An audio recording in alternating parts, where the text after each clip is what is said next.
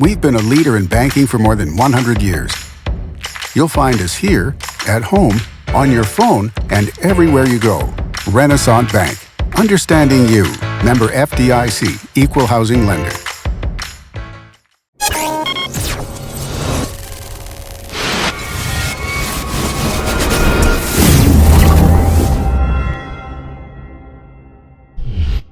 Sponsored by Renaissance Bank. Good morning, Northeast Mississippi. This is Newsbreak for Tuesday, May 2nd. I'm Brad Locke. Thanks for joining us. You can catch Newsbreak each weekday at 7 a.m. You can watch it on djournal.com, Facebook, YouTube, or the Daily Journal's mobile apps for Apple and Android devices. So let's take a look at news, sports, and weather for Northeast Mississippi. We'll start with the Weather Underground forecast for today. Going to have clear skies, high of 81, low of 57, just a 10% chance of rain. 3-day outlook Wednesday, clear skies again with a high of 83, low of 58, 10% chance of rain. Cooling off considerably for Thursday, and we could get wet. Rain is possible, high of just 59, low of 51. The chance of rain is 50%. Mostly cloudy on Friday with a high of 66, low of 47, and a 20% chance of rain. Let's take a look now at some of the top stories from the Daily Journal and djournal.com on this Tuesday. The question of where Lee County will build a new jail and expanded law enforcement complex appears settled. A site selection committee formed by county officials has formally recommended the new facility be built right where the current jail sits. During a meeting of the Lee County Board of Supervisors on Monday, Sheriff Jim Johnson ticked off several benefits of the current site, and they include proximity to fire protection and medical care, as well as the county's juvenile detention facility and court complex. The site selection committee's decision was unanimous, and no alternative or secondary sites were proposed.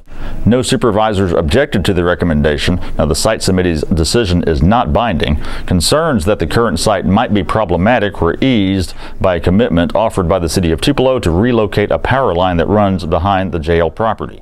District 5 Supervisor Billy Joe Holland offered a motion to formally approve the current site as the jail's location and authorize construction, but that motion failed as other supervisors want to wait and see how much it will cost.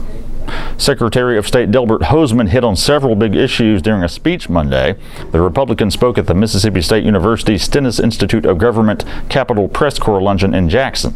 He said public education is critical to the state's economy. Hosemann cited a questionnaire of small companies that reveals their most important issue is having an educated workforce. He said the state needs a culture change in regards to placing more emphasis on academic success, especially in the public school system.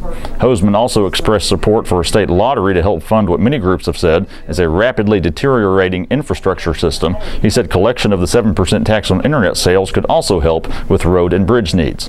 There's been an ongoing debate in the legislature about whether to enact a lottery and whether to try and direct internet tax sale collections to transportation needs. Hey, don't forget to vote today. Polls are open from 7 a.m. to 7 p.m. for municipal primary elections throughout Northeast Mississippi and the state. In Lee County, several mayoral primaries are contested, including Tupelo incumbent Jason Shelton versus Democratic challenger Candace Knowles. In Nettleton, Mim Riley seeks re-election against political newcomer Nathan Moore in a Democrat-only race. Races for alderman, police chief, and other positions will determine the candidates for the general election, which will be held June 6th. Now, some primaries, such as for Tupelo mayor, will determine the overall winner where there is no opposition party candidate. Any primary runoffs that are necessary will be held May 16th. Be sure to follow our coverage tonight at djournal.com and in Wednesday's Daily Journal. And in sports, Mississippi State has a new strength and conditioning coach for its men's basketball team. Colin Crane was announced as the hire on Monday. The 26-year-old spent the last 2 years at Chattanooga serving in the same capacity. He spent time on Billy Donovan's staff at Florida from 2013 to 14, and he also worked at Missouri State. Crane, a native of Knoxville, Tennessee, was a 4-year starter at Carson Newman. He replaces David Dietz, who left MSU in April after 2 seasons to take the same position at Tulsa. That does it for Newsbreak on this Tuesday. We do want to remind you to check out a webcast we produce here at the Daily Journal, the Capitol View with Bobby Harrison, our Capitol Bureau Chief, every Monday. You can find the webcast live at djournal.com around 2 p.m. or catch the replay later in the day. On this week's episode, we talked about the upcoming special legislative session as well as possible cuts coming to the state health department. All the stories I talked about today you can find in your Daily Journal or at djournal.com. Find us on Twitter at djournalnow. Give our Facebook page a like as well. And that's it for Newsbreak on this Tuesday. I'm Brad Locke. We'll see you next time.